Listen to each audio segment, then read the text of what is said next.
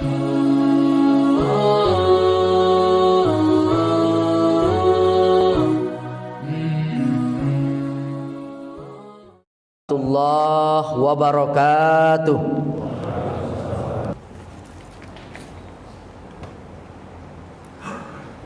Innal hamdalillah nahmaduhu wa nasta'inuhu wa nastaghfiruh wa na'udzu billahi min syururi anfusina wa sayyiati a'malina. May yahdihillahu fala mudhillalah wa may yudlilhu fala hadiyalah. Asyhadu an la ilaha illallah wahdahu la syarikalah wa asyhadu anna Muhammadan abduhu wa rasuluh. Allahumma salli ala sayyidina Muhammadin wa ala alihi wa sahbihi ajma'in. Qala Allah ta'ala fil Qur'anil Karim wa huwa asdaqul qailin. A'udzu billahi minasy syaithanir rajim. Ya ayyuhalladzina amanu taqullaha haqqa tuqatih wa la tamutunna illa wa antum muslimun. Wa qala fi ayatin ukhra, ya ayyuhalladzina amanu taqullaha wa qulu qawlan sadida yuslih lakum a'malakum wa yaghfir lakum dhunubakum wa may yuti'illaha wa rasulahu faqad faza fawzan 'azima. Ma'asyiral muslimin, sidang Jumat rahimakumullah, bersyukur marilah kita panjatkan kehadirat ilahi Rabbi.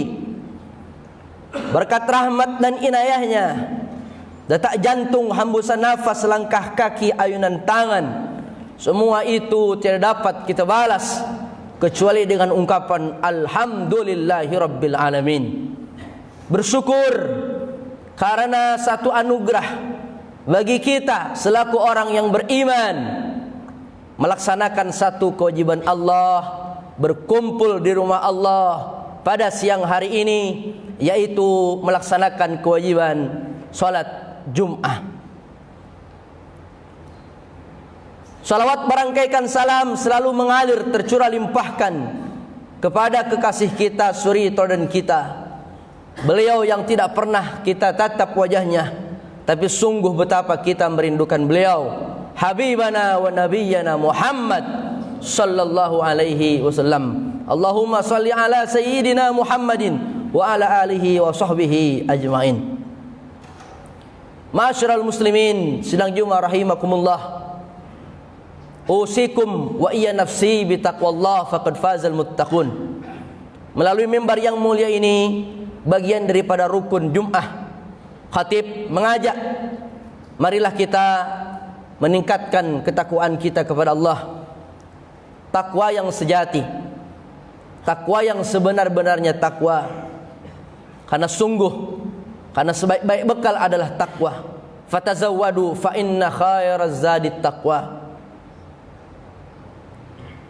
Wa may yattaqillaha yaj'al lahu makhraja wa yarzuqhu min haitsu la yahtasib.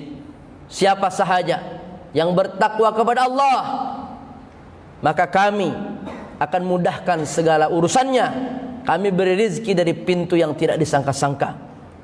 Satu ayat yang lain mengatakan waj'al min amrihi yusra. Dijadikan baginya mudah dari segala urusan.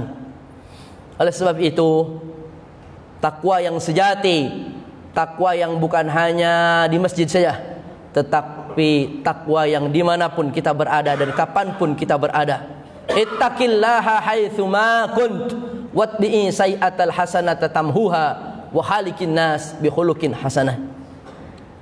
Dimanapun berada, kapanpun, semua bertakwa kepada Allah, karena takwa itu adalah dapat menutup kesalahan. Jika kita berbuat kesalahan, maka segeralah berbuat baik, karena berbuat baik itu adalah merupakan penutup dari kesalahan-kesalahan yang kita lakukan. Ma'asyiral muslimin, sidang Jumat rahimakumullah, berbagai macam peristiwa terjadi di hadapan kita, khususnya di awal tahun tahun ini 2020 banyak peristiwa di hadapan kita, banyak bencana, banyak mara bahaya,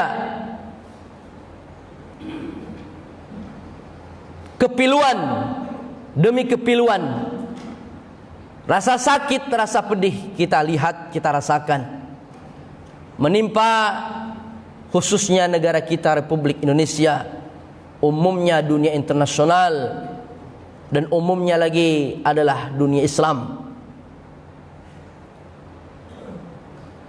Layaknya sebagaimana kita orang yang beriman melihat berbagai macam fenomena itu dengan kacamata iman, bukan hanya dengan kacamata fisik, tetapi dengan kacamata keimanan kita kepada Allah Subhanahu wa taala. Maka oleh sebab itu khatib melalui mimbar yang mulia ini ingin menyampaikan renungan untuk kita 7 hal yang menyebabkan bencana alam datang bertubi-tubi. Yang pertama adalah kenapa musibah datang bertubi-tubi? Karena banyaknya maksiat. A'udzubillahi minasyaitonirrajim. Bismillahirrahmanirrahim. Qalu ta'irukum ma'akum a in dzukkirtum bal antum qaumum musrifun. Para rasul-rasul itu berkata, bukan kami yang menyebabkan kesialan-kesialan itu datang, tapi justru kesialan itu datang karena ulah kaki tangan kalian. Bal antum qaumum musrifun, kalian adalah orang-orang yang melampaui batas. Kemaksiatan di mana-mana, perzinahan, narkoba, penjarahan, perampokan, pencurian seakan menjadi pemandangan kita sehari-hari. Maka pantaslah apabila bencana itu datang kepada kita, karena ternyata kemaksiatan demi kemaksiatan, dari satu model kepada model yang lain terjadi di sekitar kita. Maka datanglah bencana bertubi-tubi. Belumlah selesai gempa bumi, kemudian datang berikutnya adalah likuifasi. Gempa bumi, getaran 7, 8 skala Richter. Likuifasi lebih dahsyat daripada gempa bumi. Datang tsunami, kekeringan 9 bulan. Lalu musim hujan datang, ternyata datang bencana berikutnya bernama banjir dan longsor. Apa gerangan yang menyebabkan itu semua datang bertubi-tubi silih berganti kepada kita? Maka Allah Subhanahu wa taala mengatakan kepada kita, boleh jadi penyebabnya adalah banyaknya kemaksiatan yang dilakukan oleh manusia. Yang kedua, karena banyaknya orang berbuat zalim. Berbuat zalim. Surat Al-Qasas ayat 59. Wa ma kunna muhlikil qura illa wa ahluha zalimun. Tidaklah kami menghancurkan satu negeri kecuali memang penghuninya adalah orang-orang yang berbuat zalim. Maka renungkanlah dengan mata iman, camkan dengan mata iman, berapa banyak kezaliman di hadapan kita hari ini. Anak-anak yang berani durhaka kepada orang tuanya, istri yang berani durhaka kepada suaminya, banyak murid-murid yang durhaka kepada guru-gurunya, penipuan di mana-mana. Ini adalah kezaliman. Maka pantaslah terbukti bahwasanya janji Allah itu pasti. Allah tidak pernah mengingkari janjinya. Inilah sebab kenapa semua itu terjadi ketika manusia-manusia sudah senang berbuat zalim. Maka inilah penyebab yang kedua, ketika manusia banyak berbuat zalim, maka ditimpakan kepada mereka bencana. Adapun yang ketiga, karena kelakuan tangan manusia itu sendiri. Surat Ar-Rum ayat 41. Dhaharal fasadu fil barri wal bahri bima kasabat aydin nas liyudhiqahum ba'dalladzi amilu la'allahum yarji'un. Telah nampak kerusakan di darat, di laut, bima kasabat aydin nas, akibat ulah tangan-tangan tidak bertanggung jawab manusia. Lalu kemudian diturunkan kepada mereka bencana. Dan bencana itu tidak hanya menimpa orang-orang yang berbuat salah, tidak hanya menimpa para pelakunya, tetapi menimpa juga orang-orang di sekitarnya yang sama sekali tidak tahu apa-apa. Untuk apa? La'allahum yarji'un, agar mereka semuanya mau kembali kepada Allah. Maka hari ini kita diperlihatkan kenapa terjadi banjir, kenapa terjadi longsor setelah sekian lama kemarau. Ketika kemarau kita berdoa, Allahumma aghisna, ya Allah turunkan hujan, sampai kita istisqa di lapangan-lapangan. Hampir 1 tahun lamanya tidak turun hujan, 9 bulan. Tapi ketika hujan itu datang, baru di pekan pertama sudah terjadi yang namanya banjir bandang, terjadi yang namanya longsor. Tengok apa yang terjadi di Banten, di Lebak Banten, di Bandung. Maka menjadi fakta, dikatakan Bupati Lebak mengatakan ini semua terjadi kenapa? Karena ulah tangan-tangan manusia tidak bertanggung jawab.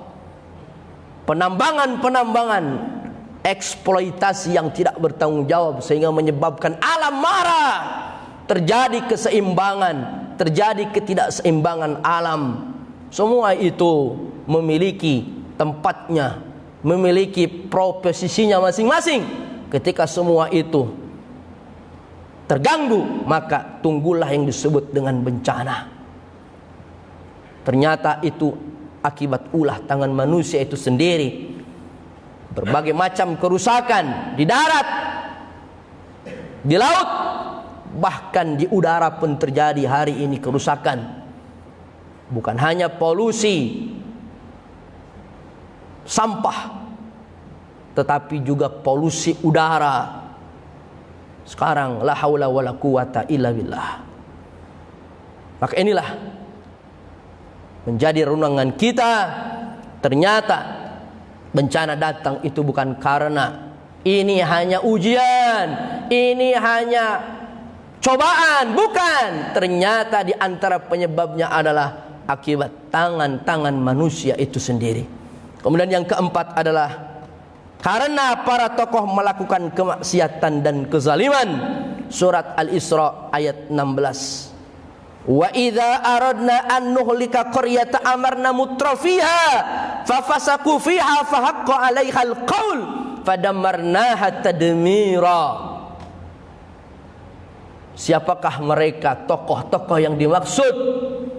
Mereka yang berbuat maksiat, mereka yang berbuat aniaya, mereka yang berbuat zalim. Bukankah pemimpin kita itu juga tokoh-tokoh masyarakat? Mereka yang dulunya disumpah dengan Al-Quranul Karim, demi Allah tidak akan berbuat korupsi, tapi ternyata sumpah tinggallah sumpah. Padahal belumlah kering lidah ini mengatakan syahadat di kepalanya Al-Quranul Karim, tetapi kezaliman itu rupanya tidak butuh waktu lama dan tidak butuh waktu satu periode, langsung terbuka. Itulah tokoh-tokoh yang menjual loyalitasnya, yang menjual kebijaksanaannya. Ishtarau bihi thamanan qalila, mereka menjualnya dengan harga yang murah saja. Yang lain adalah para tokoh-tokoh agama. Pemimpin kita itu ada umara dan ada ulama. Mereka yang dengan ringannya membuat kebijaksanaan, yang dengan murahnya menjual ayat-ayat Allah, hukum-hukum Allah diperjualbelikannya, sehingga terjadilah berbagai macam kontroversi di tengah masyarakat, terjadilah berbagai macam pemutusan silaturahim. Semua itu mengundang bala bencana datang. Disebutkan dalam ayat, kalaulah kami hendak menghancurkan satu kaum, kami ingatkan para tokoh-tokoh mereka, fafasaku fiha, tapi mereka durhaka.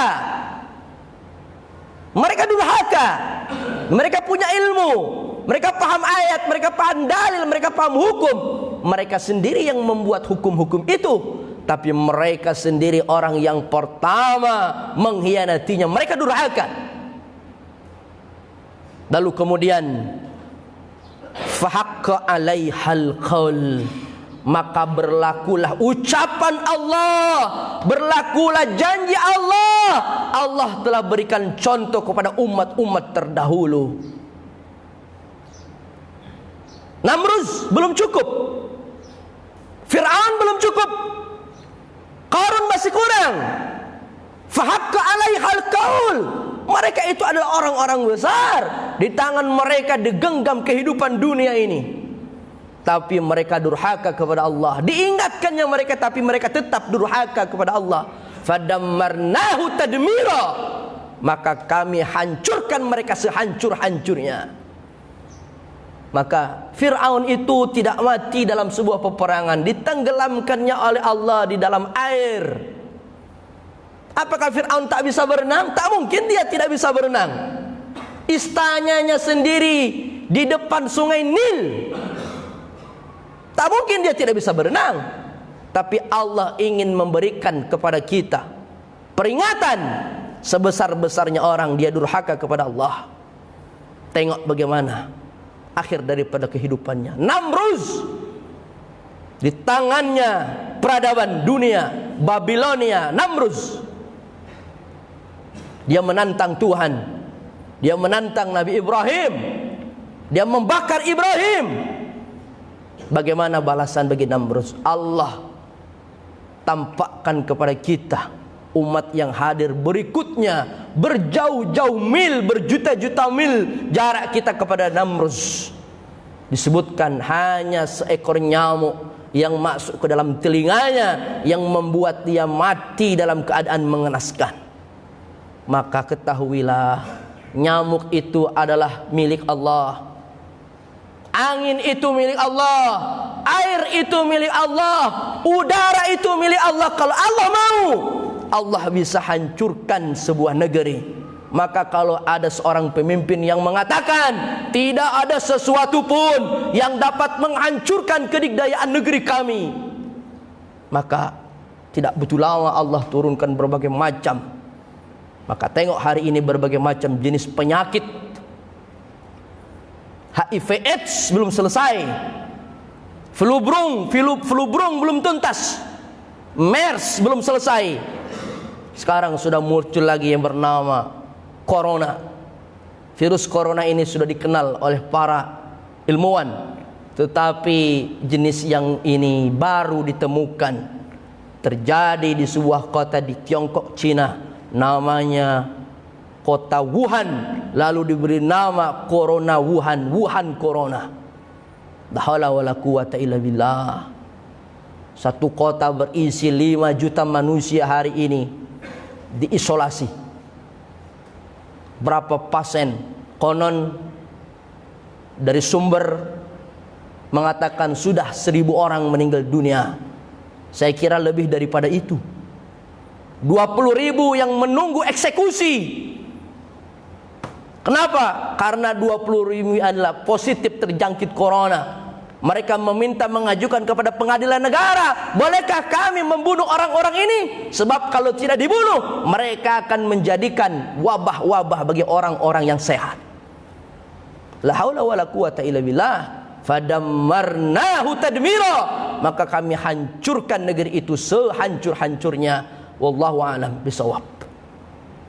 Berikutnya adalah yang kelima.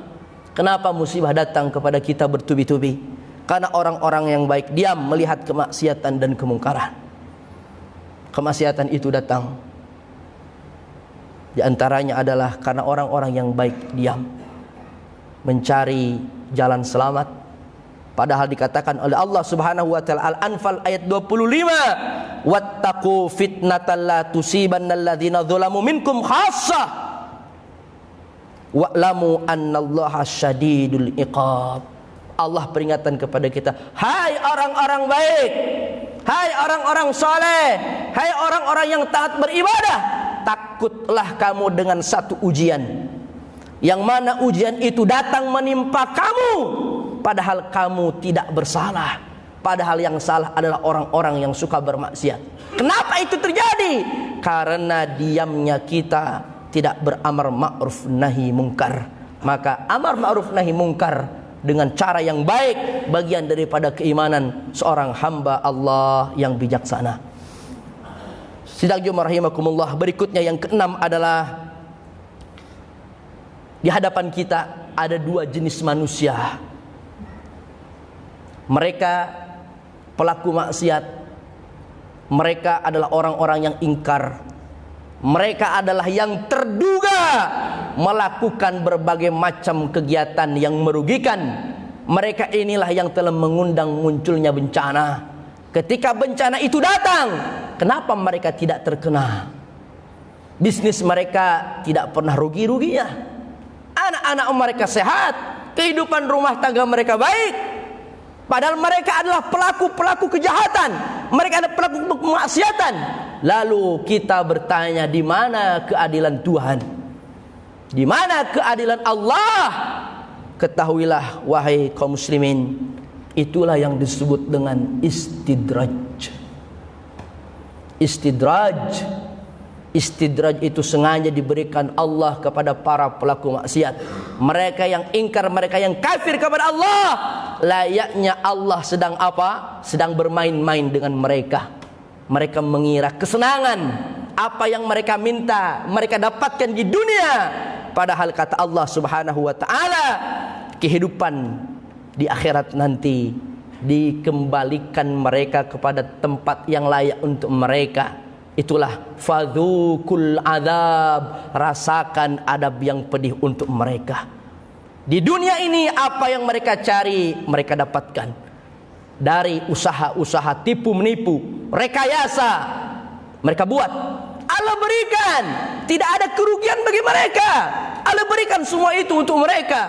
Tetapi ternyata itu semua baru uang muka, kontannya nanti di akhirat. Adapun kita orang-orang beriman sadar, tak perlu merasa silau dengan kehidupan mereka. La yaghurrannaka taqallubu wajhaka fil bilad, mataun qalilun summa ma'wahum jahannam wa bi'sal mihad. Hai orang-orang yang beriman, jangan kamu silau dengan kehidupan mereka. Bagi mereka adalah kehidupan yang kecil saja, kehidupan di dunia, tapi mereka akan kembali ke dalam neraka jahannam. Ini yang disebut dengan istidraj. Seperti orang yang melemparkan kail lalu dimakan oleh ikan, pelan-pelan diulur, pelan-pelan diulur. Tiba masanya ikan itu ditarik juga, dipukul juga, digoreng juga, habis juga. Itulah fenomena yang disebut dengan istidraj. Adapun yang ketujuh, kenapa musibah ini datang? Inilah bagi orang-orang beriman. Orang-orang yang beriman merenung, melihat dengan kacamata iman. Semua ini adalah ujian dari Allah Subhanahu wa taala. Sebutkan dalam surat Al-Baqarah 156, 157, wala nabluwannakum bi syai'im minal khaufi wal ju'i wa naqsim minal amwali wal anfusi wath thamarat. Pasti kami akan uji kalian dengan rasa takut, kelaparan, kurang harta, kurang buah-buahan. Lalu dikatakan oleh Allah, wa basyiris sabirin, kabar gembira bagi mereka orang-orang yang sabar. Alladzina idza asobathum musibah qalu inna lillahi wa inna ilaihi raji'un. Mereka yang ditimpa musibah, mereka akan mengatakan inna lillahi wa inna ilaihi raji'un. Semuanya milik Allah, semuanya akan kembali kepada Allah. Barakallahu li wa lakum fil Qur'anil Karim wa nafa'ani wa iyyakum bima fihi minal ayati wa zikril hakim. Taqabbalallahu minna wa minkum tilawatahu innahu huwas samiul alim.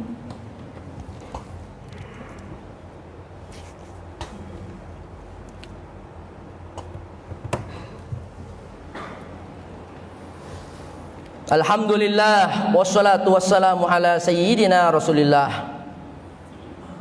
Asyhadu an la ilaha illallah wahdahu la syarikalah wa asyhadu anna Muhammadan abduhu wa rasuluh. Allahumma shalli ala sayyidina Muhammadin wa ala alihi wa sahbihi ajmain. Qala Allah Ta'ala fil Qur'anil Karim, ya ayyuhalladzina amanu taqullaha haqqa tuqatih wa la tamutunna illa wa antum muslimun.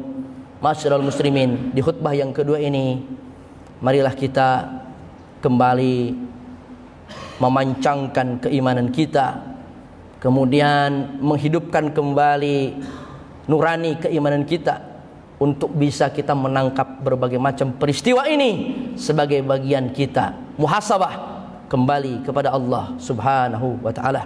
Kita berdoa untuk kebaikan diri kita, keluarga kita, bangsa Indonesia yang kita cintai, kaum muslimin muslimat dimanapun mereka berada. Allahumma salli ala sayyidina Muhammadin wa ala alihi wa sahbihi ajma'in. Allahumma ighfir lana dhunubana wa kaffir anna sayyi'atina wa tawaffana ma'al abrar. Allahumma la sahla illa ma ja'altahu sahla wa anta taj'alul hazna idza syi'ta sahla. Allahumma sahil umurana wa umur walidaina wa umara'ina wa ulama'ina wa jami'il muslimina wal muslimat. Allahumma ansuril ikhwanana al muslimin fi Indonesia, fi Palestin, fi Suriah, fi Afghanistan, fi Uyghur, wa fi kulli makanin wa fi kulli zamanin. Rabbana hab lana min azwajina wa dhurriyyatina qurrata a'yunin waj'alna lil muttaqina imama. Rabbana atina fid dunya hasanah wa fil akhirati hasanah wa qina adzabannar. Subhanakallahumma rabbika rabbil izzati amma yasifun wa salamun alal mursalin walhamdulillahi rabbil alamin. Aqimus salat.